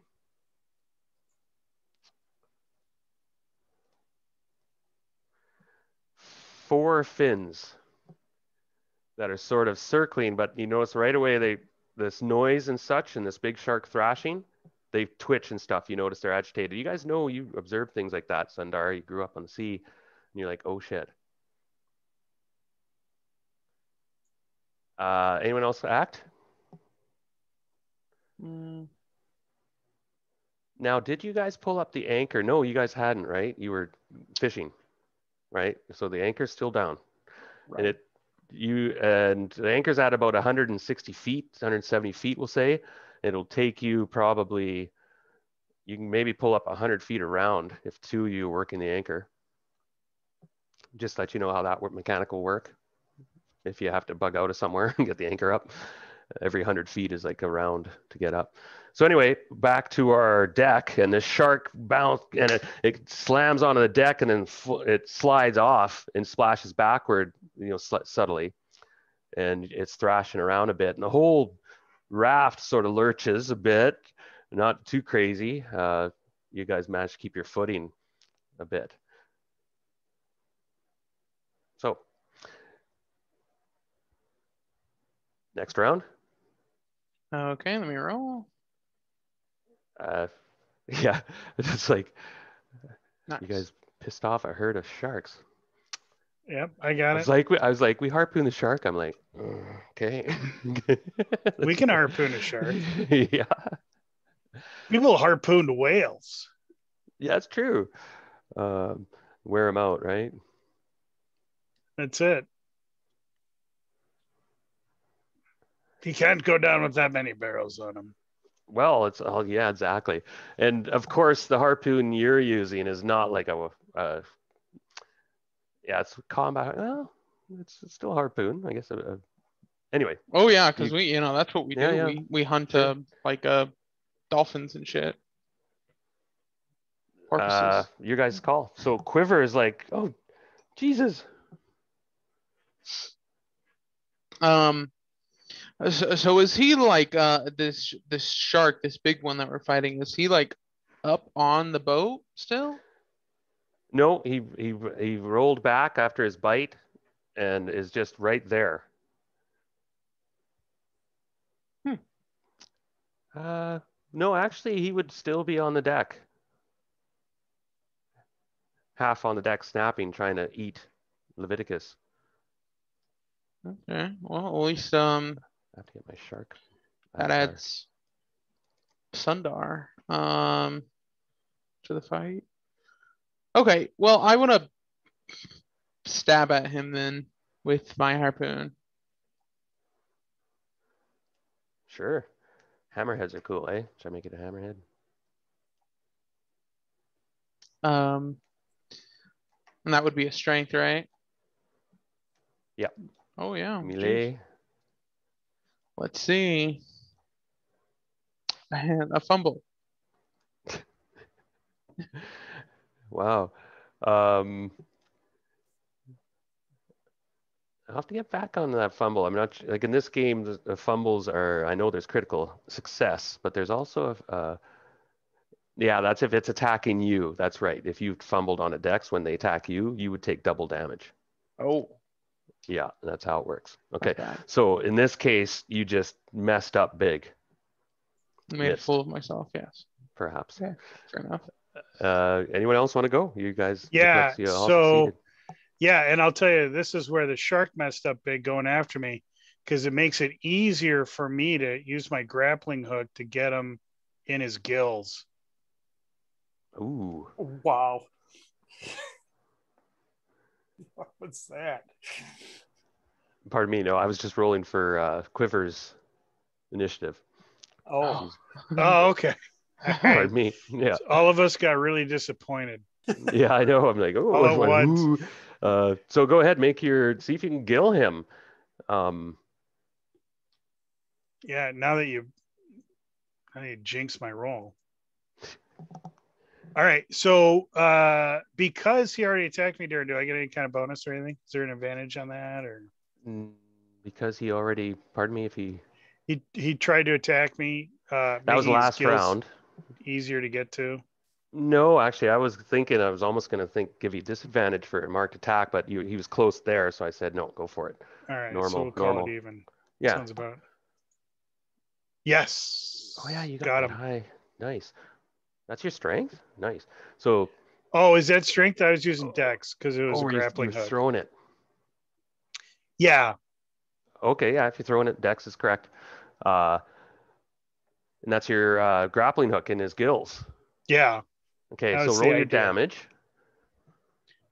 All right. That was nice.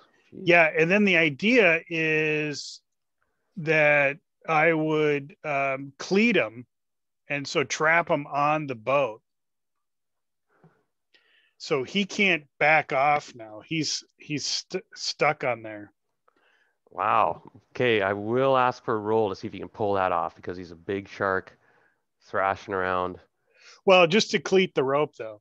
Or maybe instead of that, I'll have the boy can cleat off the rest of the rope. Okay, Uncle. So because I have this, my grappling hook is 25 feet of rope. Okay. According to my character sheet. So that should be enough. I mean, there should be something there that he could then cleat off. Is what I'm thinking. Roger. I'm just doing a quick. So give me a dex check if you want to try cleat it off in time. And just manage to do it, to cleat off a 2,000 pound freaking fish. You guys are nuts. Oh. Damn. Ew. So you can't do it. No, and it shakes free the grappling hook. It's a big beast. Who's next?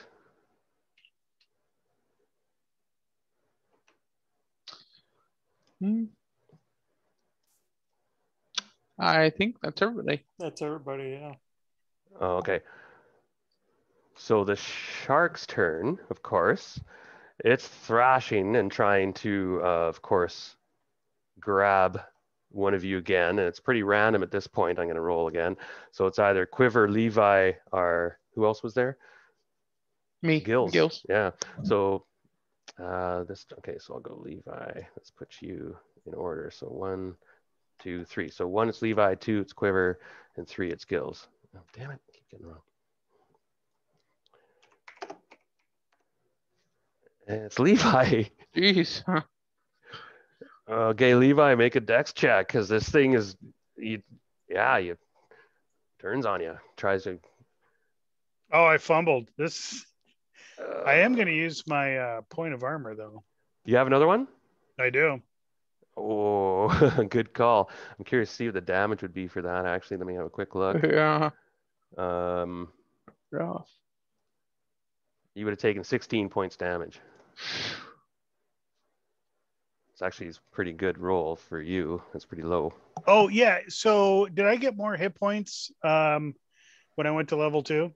Yeah, I think you're D6. Okay. Yeah. Does that mean hit die 6 then? Yes, I think so. Yes. Right. And so this thing thrashes and just snap again, those huge teeth. However, you see the other 3 moving in. And let me have a quick look here. This one's moving in and seems to be aggressively going to attack. No, hold on a sec. But it'll take this round to get here. This one moves in and looks like it's going to attack the raft. And this one moves in, looks like it's attacking the raft or it's going towards Sundar. Oh, and there's one more, and he's going to attack the raft. Not Mr. Mumbles. Yeah, or the cat is probably up the freaking mast at this point. Yeah, we'll put Mumbles on the raft, and he's like, way up on this. He's like, ah. So we got some trouble here as these large sharks move in and attack, but that's their round, is their movement, and they were too far to get their action in. So that concludes the round, correct? Next round, roll initiative. Let's get those dex checks. Okay. Yikes. Success, nice. Success. Ooh. All right, and I'll roll for Quiver.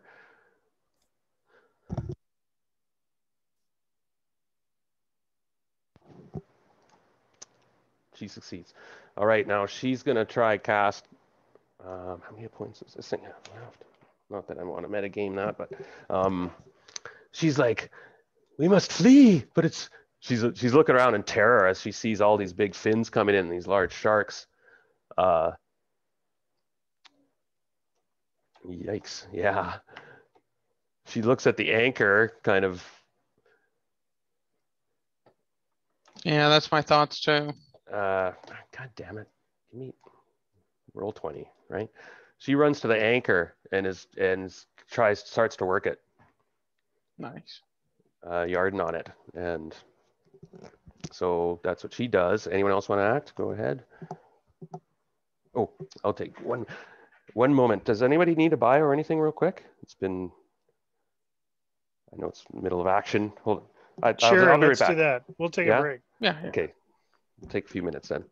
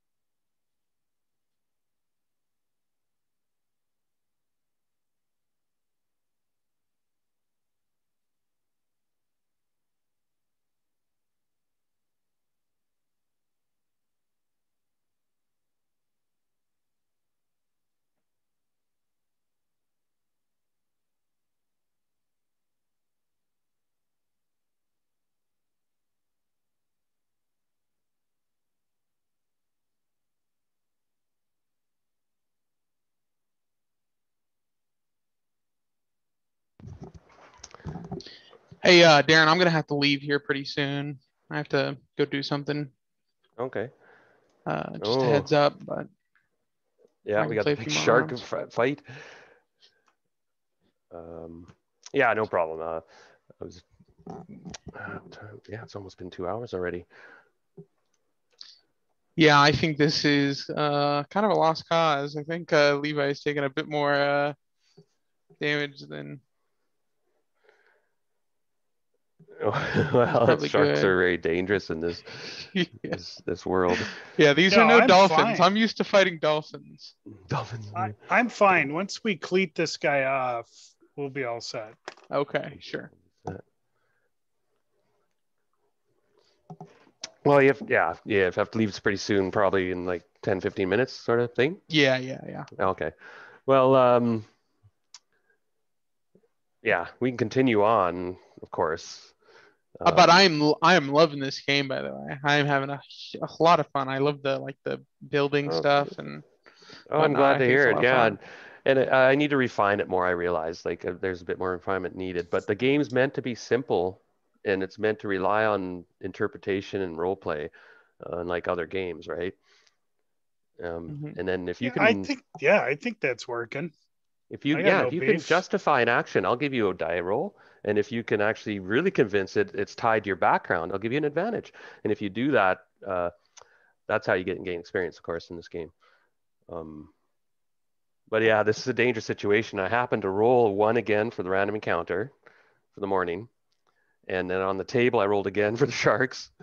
And there's other encounters that could happen. Somebody could have saw the smoke and like you investigated, and then all of a sudden you see a sail on the horizon or something, right? Coming your way. But in this case, there was another, what do they call a thing of sharks? School? It's not a school of sharks. Well, they're sort of solitary, so they kind of but they will have a feeding frenzy. But sharks don't. It's called a shiver. A shiver of sharks, as Google says. Okay. It's like a colony of bats, right, and stuff like that. Yeah. I thought you were referencing my sword from the Lankmar game, and I was like, sure, yeah. I didn't know I was so famous, and then it's like, yeah, that's what Google says. I'm like, oh. Ooh, 3 of those sharks are big, meaning 3 of them are 3-hit die sharks, and 1 of them's a 2-hit die shark. So, but does that reference that they're mostly individual solitary hunters, Bob, or what's the story on that? They seem to want to eat everybody in the raft. Shiver of these sharks. These ones. Shiver of sharks. Group of sharks. All right. Well, we can play a bit anyway, and maybe I'll run your character for a little while. Sounds good to me. Like I said, I intended to run a 2-session game, and just it is a fun system, though. I like it once you get used to it, and I like the fact I don't have to ever roll anything. You guys ever really? Oh, I roll for stuff in the background, numbers and stuff. But yeah, it's kind of a neat system, right? They attack you, you make a dexterity check, and there's a few faults, and the AP system is a little bit funky. It's like, oh, okay, but if you we just have to remember it. Yeah, I like it. And it's different system, right? It's so you can use up your armor in this one. You can soak up stuff, or you can take the hits. But a shark with these shark bites are powerful. Migration. It's Wikipedia in it. It's like, it's the shark behavior. Perhaps we can use it against them. Okay, so let's roll initiative. Or did we do that? Looks like we started that process. Okay, and I rolled success. Okay, so Mike was the only one who failed. So go ahead, Frank, Bob, Levi, Gills. I'll go ahead, and I'm still going with the original plan. Yeah, and you're second level, so it's only +1 on your roll. Don't recall. And you can you managed to tie the rope off. Hopefully it holds. You got him in the gill. Yeah. Okay. Got the tiger by the tail, in a way. With Michael and Bob, go ahead. Oh, Quiver's bringing up the anchor. That's what she's doing this round. I will. Yeah, I'm gonna try to stab this with my harpoon again. I'm gonna keep on. Yeah, this shark's pretty wounded. It's bleeding out the side, down its gills. There's blood streaming down the side of it and in the water. And the other sharks, of course, are freaking out. But go ahead, make your.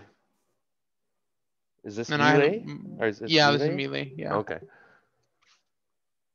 And describe how. What do you? Oh, failure. No, I'm just kind of stabbing into it with the harpoon.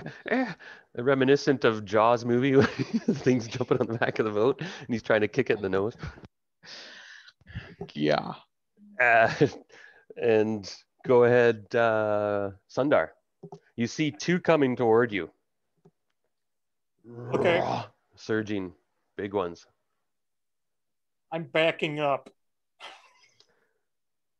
Okay, that might not be enough. I need more now. Realize you guys have a bit of a shed on the back. So you're retreating away from there, avoiding them. I'm running then. Okay. I'm running towards the back. Okay, give me a dexterity check. See if you avoid them. Okay, they come crashing out trying to bite you as you're like, whoa, backpedaling, and they're and they kind of I'll assume one of them give me a quick roll here a minute. Okay, one of them slides back into the ocean, but the other one's kind of half on the deck, thrashing around, biting at stuff. And Sundar, could you give me a roll to see if he manages to thrash your cargo container there? Okay, what do you want rolled? It's a luck check, so you can pick any one of your attributes and roll it or less. At this, and I'm just flippantly being. Okay, so nothing gets wrecked for the moment. Next time I'll make an attack for the shark. Pardon me. So Sundar, you're done then. You retreated back into the kind of cabin. Sorry, Uncle. And anyone left?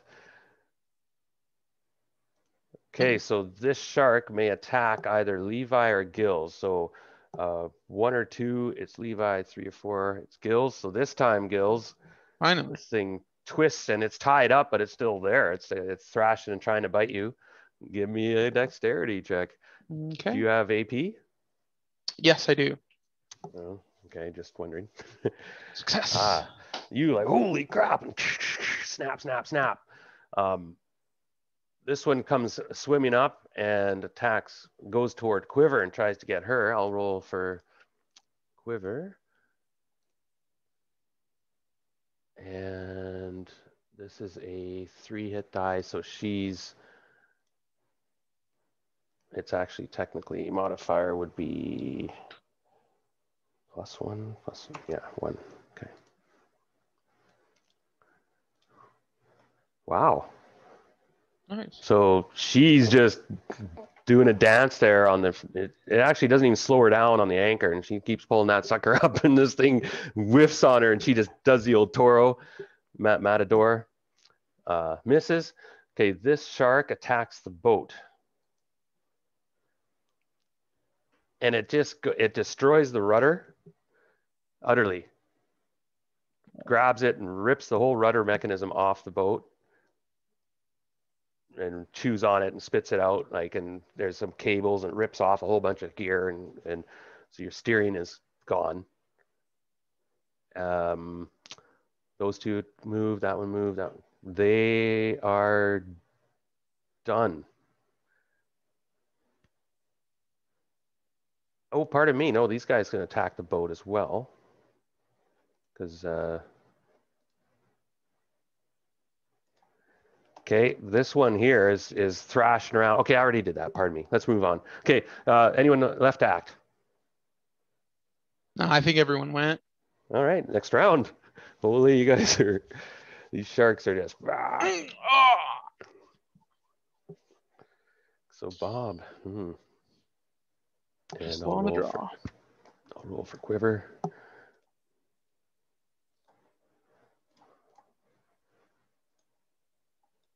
Oops, I did it twice, I think. Yeah, first one, oh, they're both failures. Okay, so she's going, and she'll complete the anchor getting it up now. And the raft now is kind of drifting a bit. It's free, but the anchor, she's still trying to get it up. Actually, no, she just will lock it and let it hang for the moment, because she brought it up about 100 feet, and she'll do something else this round. She just locks it quick and looks to the sail, but looks at them guys fighting the shark. So I'll wait a minute. I'll let you guys go first. Anyone succeed? Want to go?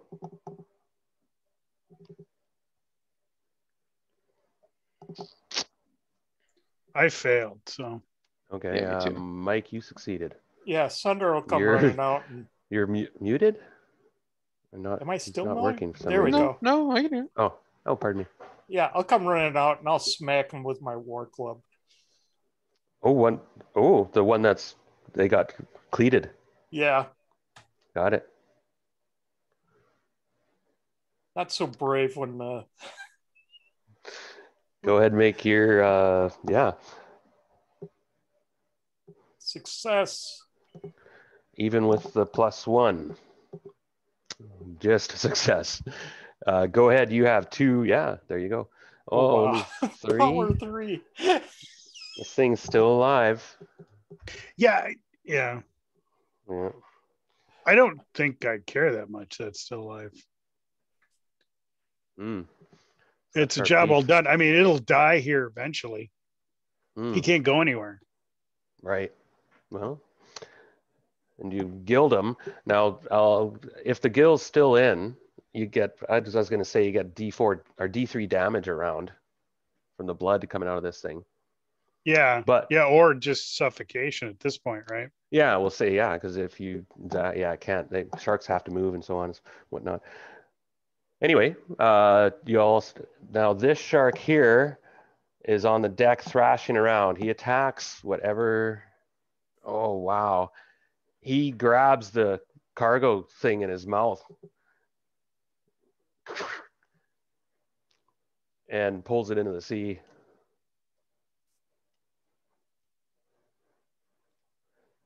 And just crunches and it shatters and stuff. And he's just crunches, destroying the cargo thing. This shark here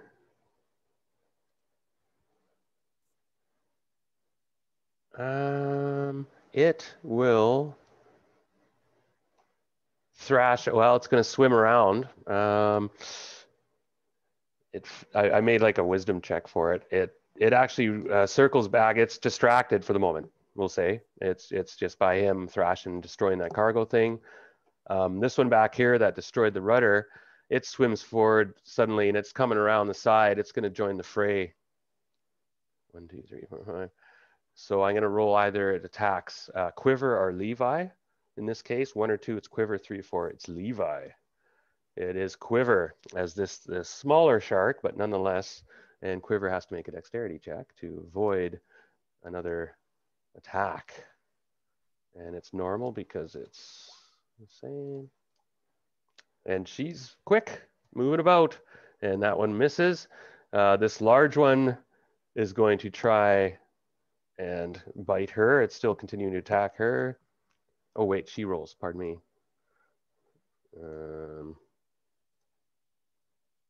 Dexterity, submit. Let's see here. Okay. Does she have AP? Ooh, I don't know if she does. She does have 1 AP. We'll definitely use that. I'm curious though to see damage these things do are nasty. Ouch. So it would have, that might have killed her. Or actually in this game, it's called out of action. And then you make a roll to see if you die. Or anyway, it's an interesting way. So that one, you realize she's in trouble with that large shark, jumped up and tore away, but she had this sort of torque on her, covering her chest and some leg gear, but it's shredded, and she just pulls away and twists out, kind of And that's that one. Then we still have the one that's this one here, right? Still has to go. So I'll roll 1, 2, 3, 4, 5, 6 for Levi, Sundar, or Gills. And this time, Levi got tax. Make a dexterity check as this one who's bleeding out. You have to roll D3 for me to see how much damage you do this round. But it does try to bite you. Frank, that's you. Oh, it is. Okay. Yeah. All right. The dice aren't being friendly towards you, Frank. It keeps. Oh, I fumbled. So this is Wow. This is probably gonna be kill. This could be a. I'm out of armor, so this could be it. Yeah. 32 hit points damage. Yeah, I have 6. Describe what happens to Levi. I'm sorry. Which shark got me? The main one. The one that I had killed? Yeah. Well, okay. I wasn't planning on being within striking range of it, but fair You enough. were. Yeah, it tilted the boat, and I went down. Same style as Quint from Jaws. Oh. And even with this thing gaffed like it was, it cut me up. Now Chewed me don't up. despair yet, because in this game, you're out of action, is how it works. Now, give me a moment. Now, I know in most OSR games, you would be bitten in half and gone, right? But in this game, it's called, now where is it again? It's the first time this happened. Okay, out of action, page 11. If character is side, loses fight, right? Okay, so, this is a big one. Because there's a chance he would pull you into the sea, right? He'd grab you or bite half you off, pull you into the sea. So it says, if the character's side loses the fight or are unable to recover the body of the out of character, they're lost forever and presumed dead. But if you can recover a body, you make an out of action roll at the end of combat. And on a 6-sided, you want to roll low on that one. If you roll 6, you're dead. The character's dead. 5, badly maimed. 4, disfigured, and so on. And you get disadvantages usually regardless. But you might just be knocked out if you roll a 1. If you're on page 11, you'll see that. When a character is taken out of action, they continue with that action move. Let's see what happens.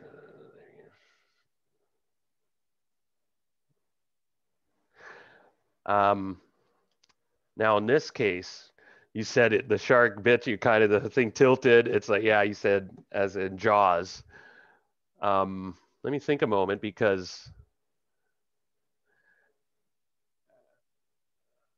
I would say it comes down to some luck roll, basically 50-50, let's say, to see if the shark either pulls you into the sea or just bit you and you manage to be on the deck. How's that? So do you want to go high or low? I'll go high. High? Okay. I rolled high, so you did manage not to get pulled into the sea, but you are out of action. You see you've taken a grievous wound. You have 0 hit points, of course. And you'll be horribly scarred. You might lose a foot or something. And that's it for the sharks, I think. And now it's your turn to react. Anyone who didn't make the initiative. Okay. I want to back up. Okay. Yeah, I want to put some distance between me and the shark. Done. Now it's tricky. Now, just let you know, I was going to assume that if you're inside the cabin, you're sort of a bit of a safe zone. They can't kind of reach you. There's walls and railings. But if you're out on the deck, like anywhere in front of Sundar, basically, the sharks can lunge out. You've seen it. The big one. Can I get up on top of the second deck? Of course, over here? Yeah, on the roof. All right. Yeah, then I'll get up there and then I want to throw my harpoon. All right, so that'll probably be your action to get up there. To get up there, okay. To climb yeah, up sure. on. No, you guys would have had like a ladder, stairs, and it's less than 30 feet. Actually, I'm not being fair. You could get up there. Okay. Yeah. Okay. Well, once I'm up there, I'll throw my harpoon at that big shark. The one that was chomping on Levi. Yes. Yeah. Okay. That's a success. Nice. Okay, even with the +1, yeah. Yep. So roll your damage. D8, 5. Okay, that one you speared it through the eye. Oh. Yeah, it had 4 hit points left. And it still thrashes somewhat, but not in any coherent manner. It's just kind of flipping back and over on its back and back in the water, but it's tied up, it's cleated. And so it's kind of thrashing around the side of the boat, dying. Okay. I successfully killed it, so I'll go ahead and leave on a high note. Yes. And basically my plans are to get Levi. Make a dex check to see if your harpoon's stuck in it. Okay, yeah. It could be a problem too, right? Could be, yeah. It depends what you. Okay, do you want to stick it in or not? So I'll give you the choice in that case. It's already tied up, right? Levi did tie it up already. Yeah, somewhat. I'm gonna roll to see if that holds because it's tenuous. So he's got it hooked in the gills, kinda, right? I've fished a lot. I know fish get off out of all sorts of stuff. Then I would like it to keep in, and at the next opportunity, I'd like to tie it to something stable. Sure. Who's next? Peace out, guys. Good job, yeah. So at least you're clear from the sharks, but the sails aren't open or anything, by the way, right? There's no sails open. You guys are just sort of drifting slowly, real slow. Yeah, thanks, Bob. Oh, yeah, he's gone. So go ahead. Whoever. Oh no, I have to go. The shark's turn. Pardon me. Okay.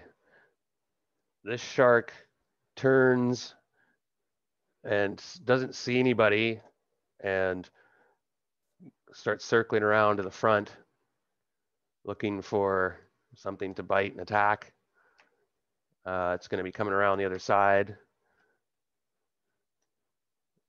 So it'll spend its actions coming around, looking for something. It smells the blood over here and stuff. It's probably coming over. This one here, I'm going to roll, okay, if I get over.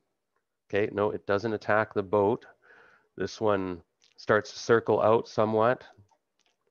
Coming around, they're attracted to the blood, of course, and the thrashing and fighting over here. So these two are coming around to potentially see what's going on. They didn't attack the boat this time. This one will make an attack at Quiver. Oh wait, did I succeed with Quiver or not when I rolled?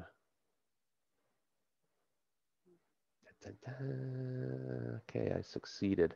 So Quiver, she is gonna try to climb up. Yeah, she climbs up onto the deck with gills. And like gets out her wax figurine and is gonna try hex it. Yeah, try to hex the one that she can get its attention. That's what she'll do. Bit of a stretch, but whatever. Yeah, she has really good wisdom. Wow. Yeah. So she does die 6 damage, basically, to this guy here. Okay. Good work. So she hits this one here, and then the thing thrashes a bit as it twists and turns, and you see blood come out of its gills as she kind of puts her thumbs into it. These quick gills she made with her thumbnail. Then she drives her thumb into it and twists it because she got inspiration from Levi, I guess. And she sees Levi down on the deck, kind of lolling about, dangerously close to the edge. So this smaller one will either attack. Actually, no, it's either Sundar or Levi. This one, the smaller one, will attack. Okay, 1 or 2, it's Levi. He's going to try to grab your body. And 3 or 4, it's Sundar. It is Levi. Now, unfortunately, you were sort of out of action.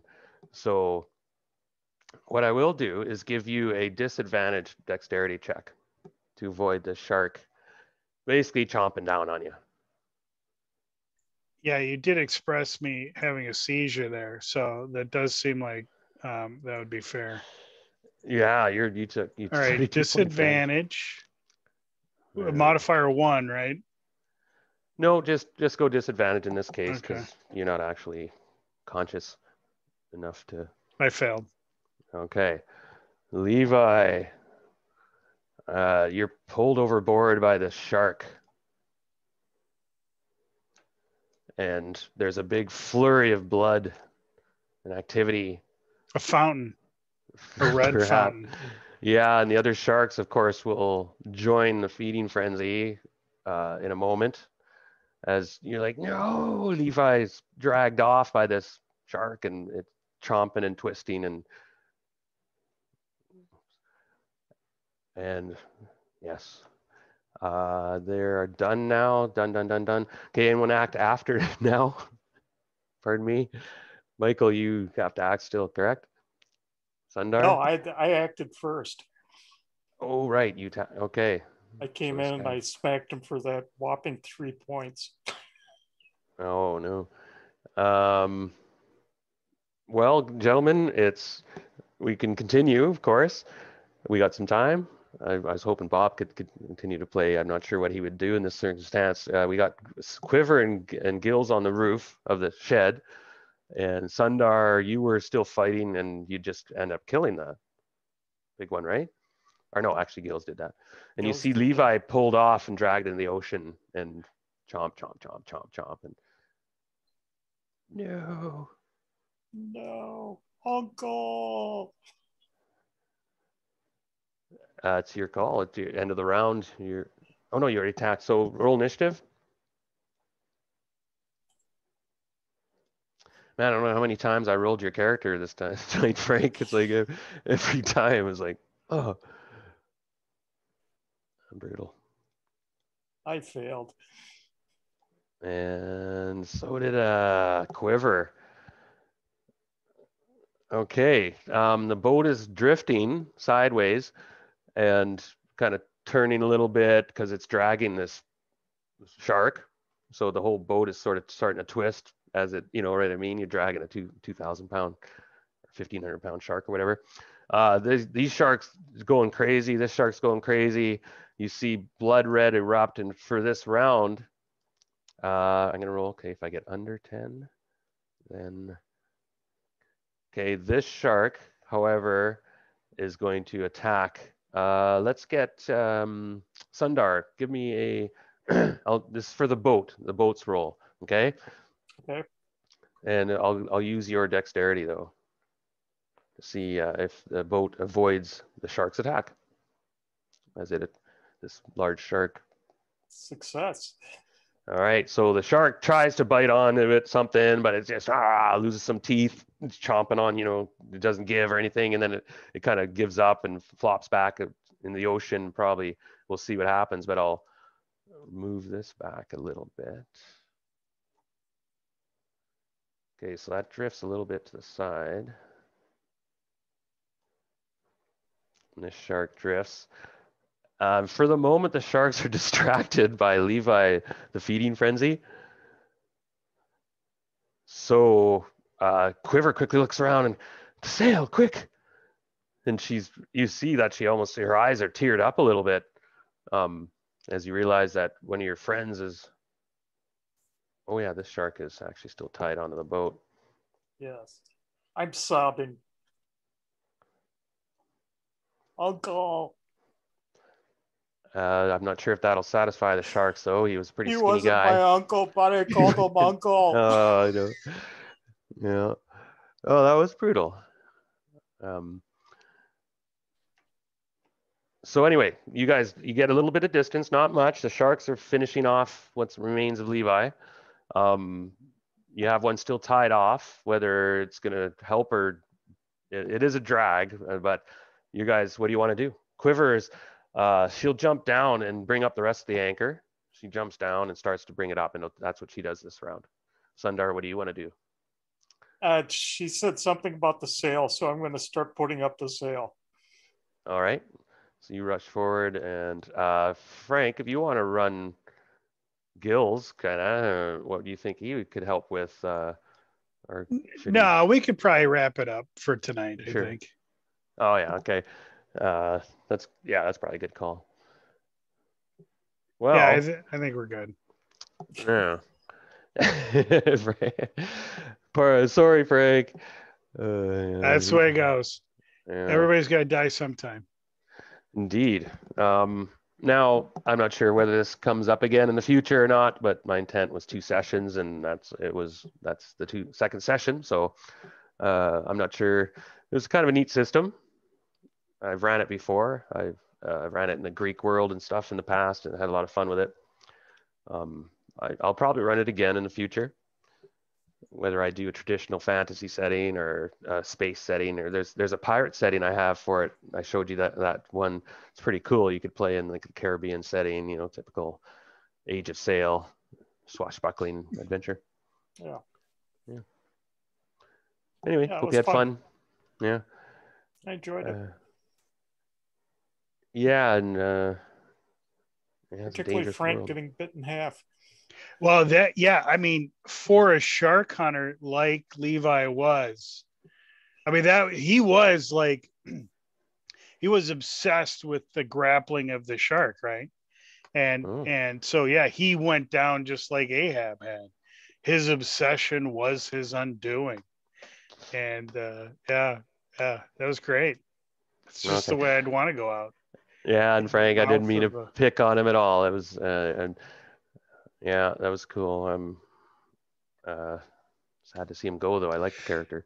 Yeah, so I don't use Roll20. I don't use visible dice rolls, but